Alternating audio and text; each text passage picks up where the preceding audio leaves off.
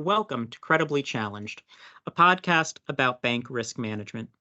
My name is Matt Bisanz, and I'm a bank regulatory partner with the law firm of Mayer Brown. Joining me today are John Sonsalla, head of policy and legal research with Washington Analysis, and Hugo Dante, a financial services policy analyst, also at Washington Analysis. John and Hugo, thank you so much for joining us today. Thank you for having us, Matt. Excited to be here. Yeah, thank you. Yeah. So I got to know John and Hugo in their work with a number of stakeholders in the financial services industry. We've talked about Basel Endgame. We've talked about some of the areas we might see financial resource regulation go over the next year. But as listeners to this podcast have heard over the last year, I don't stop talking about that. I'm always talking about that. So today I thought we'd change things up a little bit and get John and Hugo's views on a completely different area, one that I'm actually not even an expert in, but the consumer risks or the risks of consumer regulation. That the CFPB has been very active over the last few months. And I think for many of our listeners at financial institutions and their partners, that creates some risks to their business, that they're asking questions like, well, when do I need to comply with these things coming out of the CFPB? Are these the final things that I must comply with? And is there more stuff that I'm going to have to comply with? So John, Hugo, what are your thoughts that listeners should have on that risk? Sure, and thanks again for having us, Matt. I've been a big fan of the podcast, and appreciate you inviting us to be on. So we're recording this conversation in May. As you outlined, the CFPB, I think, is back to the forefront of the minds of investors, institutional investors who are our clients, as well as companies and other stakeholders in the financial services universe. And that stems from an important 7-2 decision we received this month from the Supreme Court on the constitutionality of the Bureau. It'd previously been called into question, but now we have a very definitive response from the Supreme Court that the funding structure of the CFPB is constitutional. And we saw very rapidly after that decision was issued on May 16th, a series of both regulatory and legal actions that have stemmed from it. The way I've described it to clients is that it was clear to us now, a week or so removed, that the CFPB had chambers in the bullet, or chambers in the gun, bullets in the chamber, that it was ready, able, and willing to file after it got over this question of the constitutionality of the Bureau. And there's broad implications here. So let me call out a few, and then happy to delve further and have additional conversation about them. But from the regulatory perspective, in this short period of time, we saw CFPB Director Rohit Chopra very quickly go after FICO and the consumer credit rating agencies, really about their pricing structures and strategies in a way that we found unique, because the CFPB historically is, in our view, it is not an antitrust regulator. It is not a pricing regulator, aside from the areas where it has very strict and clear statutory permission from Congress. So that would be an area, and maybe it'll bring me to my second point, like credit card late fees, where it has very clear authority to set a safe harbor in which credit card late fees are governed. We always remind clients that the CFPB actually does not prohibit any bank from charging a specific credit card late fee, but under the Card Act, fees need to be reasonable and proportional, and the CFPB sets a safe harbor for what is reasonable and proportional. And as we've seen in history, virtually every bank operates within that safe harbor. But this was a final rule that the CFPB had proposed and finalized in and around the State of the Union earlier this year. It has since been locked in litigation, and plaintiffs there, the U.S. Chamber of Commerce and various banks, secured a preliminary injunction to temporarily at least block the rule from going into effect while this question on the constitutionality of the Bureau was being litigated and decided by the Supreme Court. So now that litigation will be able to move forward. So significant potential impacts for credit card issuing banks. And maybe one more I'll throw forward, and there's certainly others and more we expect. But buy now, pay later was an issue that came up very quickly after this decision on the constitutionality of the Supreme Court, where the CFPB is looking to expand the types of protections available to consumers who receive buy now, pay later products. I think there's some disagreement maybe between our view and how the market necessarily reacted, in that the CFPB, while expanding the requirements on buy now, pay later providers, certainly in our view did not take a sledgehammer to the industry. It does not appear that it has taken steps to try to limit, for example, fees or require an ability to repay requirement on buy now, pay later products, which is interesting also given that this is an issue where you have odd bedfellows, and that some banks might actually prefer to see a sledgehammer brought to the buy now, pay later industry, given there are a lot of non-bank fintech firms that have had significant growth in offering these products to the point where it may compete with more traditional forms of consumer credit, such as a credit card. So there's a lot that we see happening from the CFPB now that it's free and clear from this litigation that's been a bit of an overhang, and happy to delve more into those topics. Yeah. Well, I think the first one you raised there was particularly interesting, of the CFPB kind of serving as an almost competition regulator in some of the areas of credit reporting. Because you're right, I usually don't think of the CFPB as a competition regulator. We've got the Department of Justice, we've got the Federal Trade Commission. So that's who I usually think of. But even in my more core world of bank regulation, I've seen Rohit Chopra. He serves as FDIC director, one of the 5 directors. It's an overlap from being the CFPB head. And he's been quite vocal about his view that bank merger policy, so when the FDIC is reviewing proposals to merge 2 banks, that there should be an element of consumer protection in that, of will a merger, not just will it provide net economic benefits under the standard antitrust law, but how will it look for local employment purposes? How will it look at things like the availability of certain products that really tests we don't typically see in the mixing of customer protection and competition law. And I think people have rightly criticized that, saying, hey, look, Congress made a Bank Merger Act. Congress has a Sherman Act, a Clayton Act. That's what they mean by competition law. And Congress also enacted the FTC Act. They enacted the Consumer Financial Protection Act as part of Dodd-Frank. And that's what they mean by consumer protection law. And really, those are not overlapping laws, even if institutions are subject to both of them. So I agree. It was kind of surprising to see some of those actions on the credit rating agencies.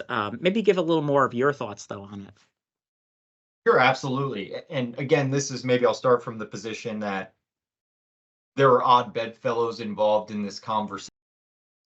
A lot of this stems from the mortgage ecosystem, but you think about the structure for mortgages as they exist today. When a bank or non-bank lender originates a mortgage that they eventually want to go and sell on to Fannie and Freddie, they need to both provide a FICO score as well as provide what is called a tri-merge report, where you're taking the reports from TransUnion, Experian, and Equifax, and you're delivering those to the GSEs. So both of those buckets, both whether we're talking about FICO or the credit agencies, they have a bit of a monopoly, for lack of better terms, in that these are product services that lenders are forced to purchase. Now, lenders oftentimes have the benefit of being able to pass those along to the ultimate borrower, and those being wrapped into closing costs, but the extent to which a loan falls apart, it's never actually originated and sent to Fannie and Freddie, then those are costs that the lenders have to absorb. So it's odd bedfellows to the extent that you have some bank, non-bank lenders who are actually pushing the CFPB in this direction of trying to curtail price increases for the likes of a FICO or TransUnion, Equifax, and Experian. Now, the second theme that you need to know to put this in construct is housing is certainly a weak area for the Biden White House heading into a presidential election. I think there are few people who necessarily feel better about their housing picture, whether they're a renter or owner today, than they have in the past. And even for homeowners who may have benefited from having significant equity and seeing the price of their home appreciate, they're concerned that they're essentially locked into their existing property, that, the notion of them getting out of a 3% mortgage, selling their home, buying a new one, and getting into a 7% mortgage, it certainly isn't something that they see as very appetizing. So within that construct and given those themes, there's a lot of pressure right now within the Biden White House to find ways to reduce costs of housing and to reduce costs more generally, given the inflationary environment. We can talk about the broad junk fee campaign and otherwise, but specific to what we saw out of the CFPB this week was, at a minimum, trying to use the power of the bully pulpit to go after the likes of FICO and credit rating agencies to hold down their price increases or reduce their prices. And really what we're expecting to come next out of the CFPB is some sort of a request for information, gathering more stakeholder feedback. We believe that there are limitations in statute in terms of what the CFPB can actually do here to affect policy change. But I always remind clients, we still do not have a rule on the books using, kind of a parallel that caps or curtails overdraft fees. But we have seen a trajectory over the better part of the last decade of several banks eliminating overdraft and NSF fees, others curtailing them. And that was largely just given the power of the bully pulpit, that no management team really wants to be in the spotlight, whether it's by the CFPB or by Democratic members of Congress, being chastised for their fees and their cost and their pricing. And maybe last thing I'll say is, FICO increases, price increases have also gotten attention from Capitol Hill, and not only from Democrats. We saw Republican Senator Josh Hawley send a letter to the Department of Justice asking them to investigate price increases at FICO. So there's certainly a consistent campaign and theme we see here of policymakers, both within the Biden administration and on Capitol Hill, targeting the private sector for their pricing practices. That's a great perspective, and thanks for sharing that. That again, while I'm not necessarily the greatest consumer lawyer, not even a consumer lawyer, let's be clear, but that I think our listeners who have that risk will appreciate it. One of the other things we were talking about in the pre-show that I think our listeners would appreciate, and I need to be careful here because I'm not commenting on the positions of any particular clients, but there's been some things coming out of FHFA and its entities for potential changes in the housing market beyond just the final disposition of the GSEs and conservatorship. Would you be interested in talking about that topic? Absolutely. And we think it's certainly an underappreciated issue as more folks, both in Washington and outside Washington, including in capital markets, start to pay attention to this. I think they begin to understand the potential ramifications. And so, what you're talking about here, Matt, is that, for the first time really since the global financial crisis, Freddie is trying to move in the direction of being able to purchase closed-end second lien mortgages. And there are essentially how the process is beginning to unfold is that FHFA or Freddie submitted a product proposal to FHFA. It was available for public comment. That public comment period has closed, and now FHFA is under a statutory shot clock to, within 30 days of the comment period close, make a decision. Will it approve this product proposal by Freddie? Will it deny the product proposal? Or we would always add that it can approve the proposal and put some conditions in and around the product that Freddie is looking to offer. But a few things we would say, with a bit of high conviction here before talking about maybe what the ultimate prospects are.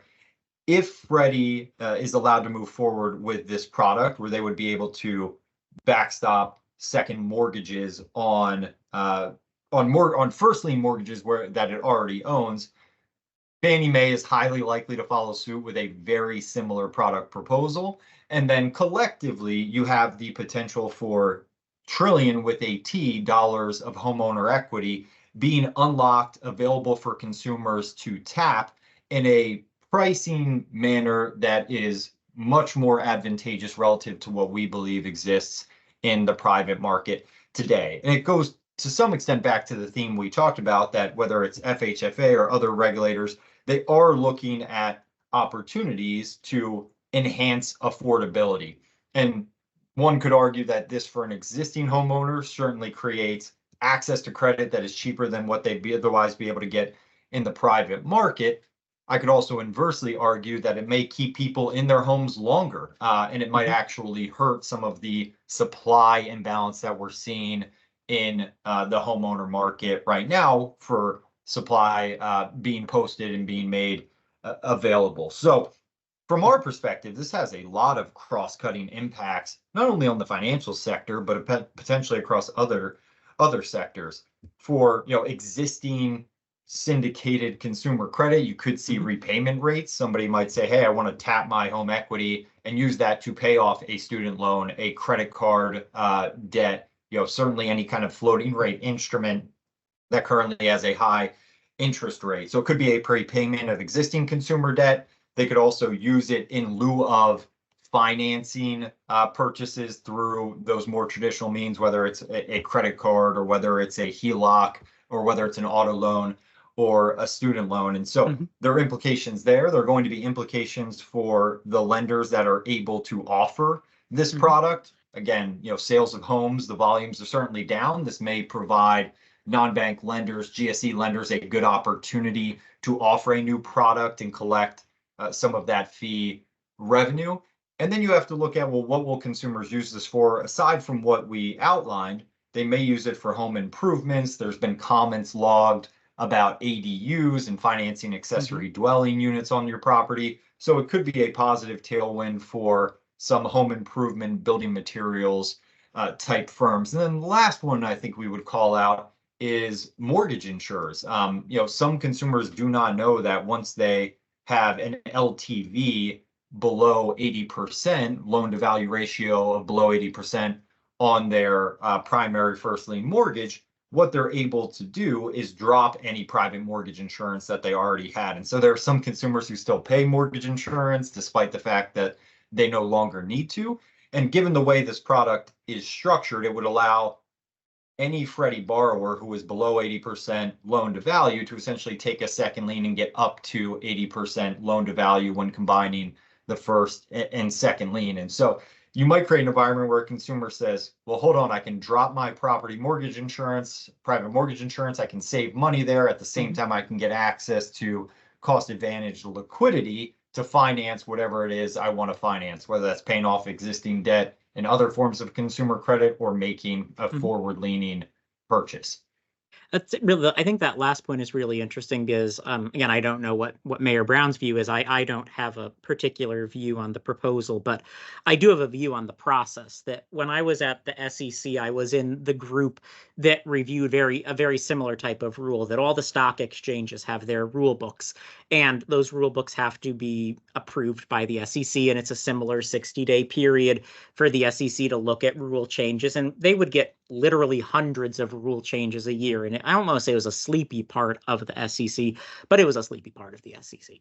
That there are a few things as arcane as stock exchange rule books, and over the years, I think that something like 90% plus approval rating, and some were withdrawn, but like it was an incredibly high approval rating, and no one ever looks at these issues. Like this is not the kind of thing the public comments on. Even the trade associations don't comment on these things.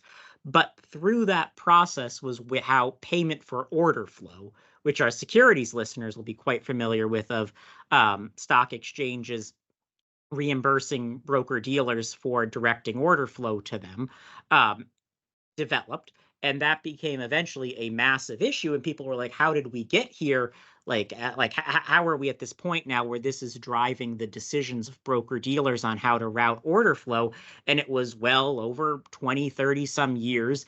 The exchanges slowly adjusted their pricing structure to respond to market demands. And at the end of that period, we ended up with broker dealers using that as a primary driver of their decision making. And so, just as you're saying here, that like we're thinking about this proposal that's out there second mortgages as well. This is going to help respond to some of the changes in interest rate risk. This is going to help respond to some of the housing problems. But then you start iterating into, well, does it systemically change the risk of some of these RMBS or government backed mortgages, because now people are able to relieve their mortgage insurance through a different method than actually accumulating 20% plus equity in the house because of the second lien to the same lender. Second lien from to the same lender. So I think that's the kind of multi-step process that, again, if this, there is no way this wasn't going to become a big news item, but if this was being done through the old-fashioned SEC process where there were 400 of these a year, like, yeah, we could get in 20 years out and see that this being a huge impact on the private mortgage insurance market, and be like, how do we get here? And it comes back to some routine 60-day filing. Yeah, well, Matt, the interesting thing maybe about this process, where the SEC process you outlined is well worn, and I would say it's just interesting you bring up that issue, because we still live with, the evolution of payment for order flow. The SEC obviously has a rulemaking. I'm somewhat surprised has not been finalized yet, and was not finalized prior to what we view as the cutoff for the Congressional Review Act. I know you've talked about that with other speakers as part of your podcast. But we're expecting a rule, in the quite near future, maybe by the time listeners are absorbing this, where the SEC is making changes to equity market structure, potentially, having significant implications for firms that engage in payment for order flow. But in this issue, where I think a lot of those SEC processes are well worn, this is actually the first time we're seeing a new product proposal come through this process that FHFA has set up. There were statutory guidelines for it under a law called HERA.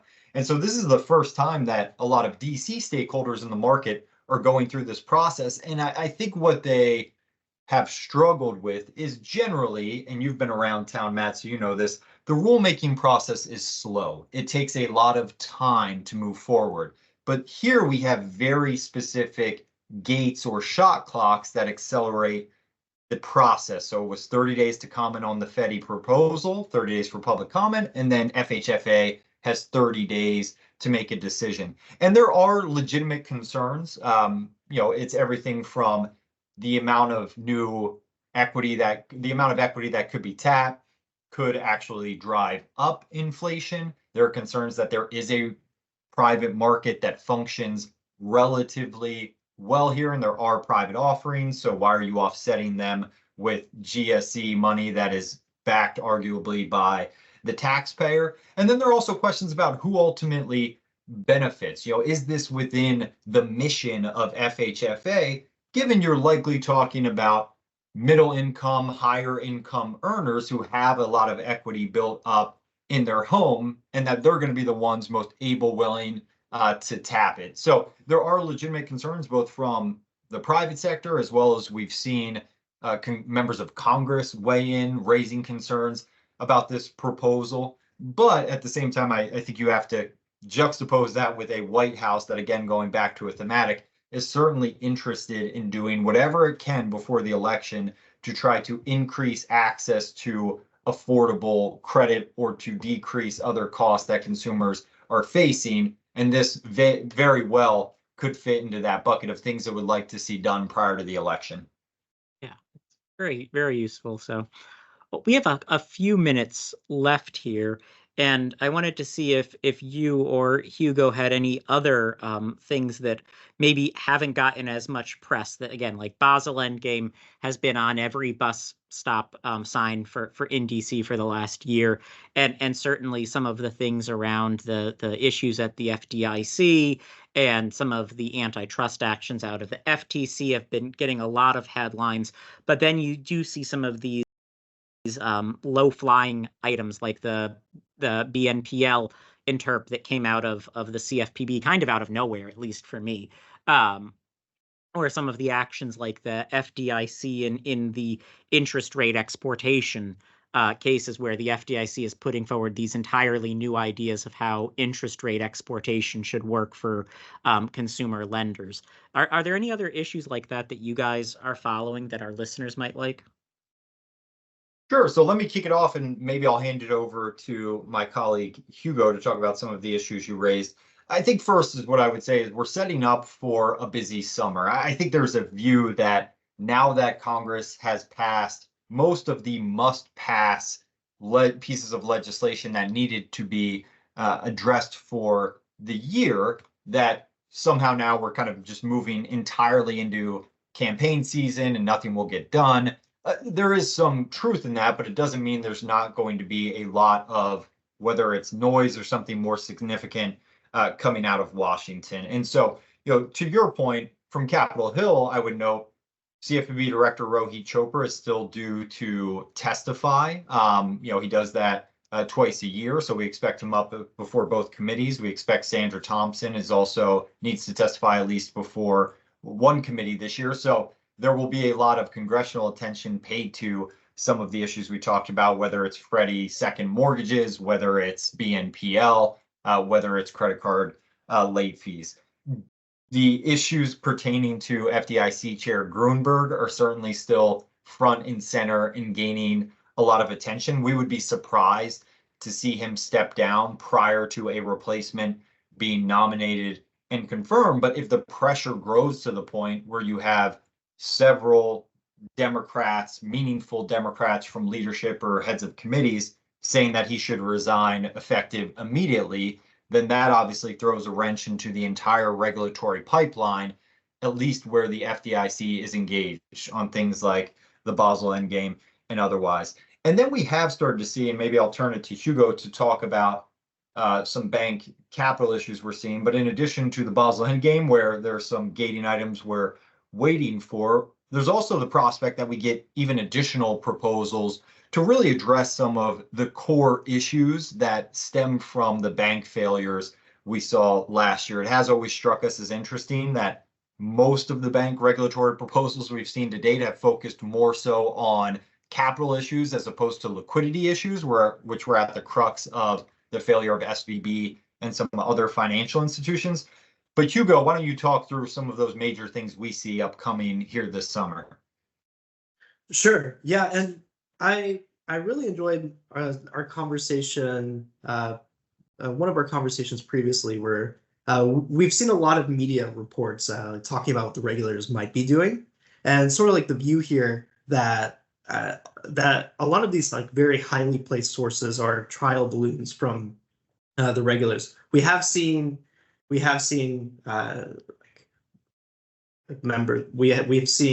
senior members at the Fed.